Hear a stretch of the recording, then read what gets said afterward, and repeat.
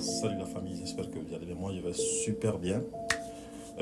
Aujourd'hui, je vais parler un sujet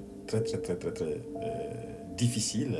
Et nous avons appris la mort d'un jeune diplômé en économie à l'université Kofi Annan du nom de Karamo Keita, paix à son âme. Et d'après les informations qu'on a pu lire dans les journaux, il paraît que ce Karamo Keita fréquentait un de ses grands et d'ailleurs une fréquentation que les parents n'ont pas appréciée, c'est-à-dire son défunt père également s'est battu pour pouvoir forcément les détacher l'un de l'autre, mais très malheureusement ça n'a pas abouti. Et ce même grand, euh, donc ils vivaient presque ensemble, ils faisaient tout ensemble. C'était un grand aussi qui, si vous voulez, aimait tout ce qui sont les substances toxiques. Donc c'est donc par ça que Karamo Keita va donc se retrouver dans des situations vraiment difficiles. Ça, j'essaie de couper court.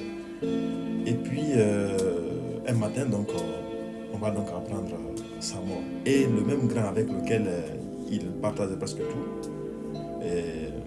va donc venir avec les effets, bien sûr, de Karamo pour dire que voilà, ça fait longtemps que je ne vois pas votre fils, donc voilà, c'est ses effets. Alors, sa tante, et qui quand même est curieuse, va donc mener des enquêtes en sillonnant partout pour voir réellement si elle peut voir si vous voulez son fils. Mais très malheureusement, 2 ou 3 jours donc passés, elle n'arrive pas à voir son fils.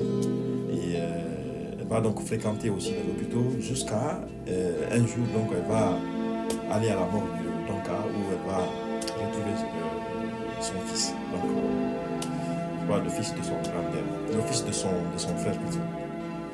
Qu'est-ce que j'ai envie de dire dans ce message quoi? Il faut à un moment donné que les parents acceptent d'encadrer leurs enfants. C'est très très important. C'est vrai que Karamo, parce qu'il avait terminé ses études, comme je l'ai si bien dit, diplômé en économie à l'université Kofi Annan, mais il fallait toujours continuer en tout cas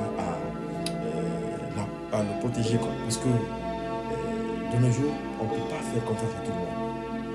Les parents même, d'après ce qu'ils ont dit, qu'ils ont œuvré pour vraiment pour pouvoir détacher ces deux-là.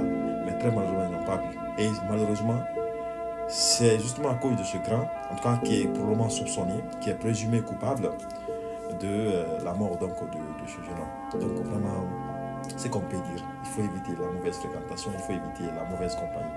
Karamo Keita plutôt est parti à l'âge de la fleur. Il avait que 24 ans, très malheureusement. Donc vraiment paix à son âme.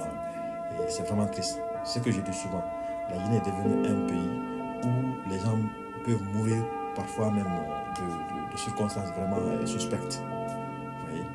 Donc voilà. Espérons que les enquêtes qui sont ouvertes vont très bientôt se refermer. Parce que chez nous, quand on ouvre les enquêtes, elles ne sont jamais fermées. C'est ça aussi le problème, malheureusement.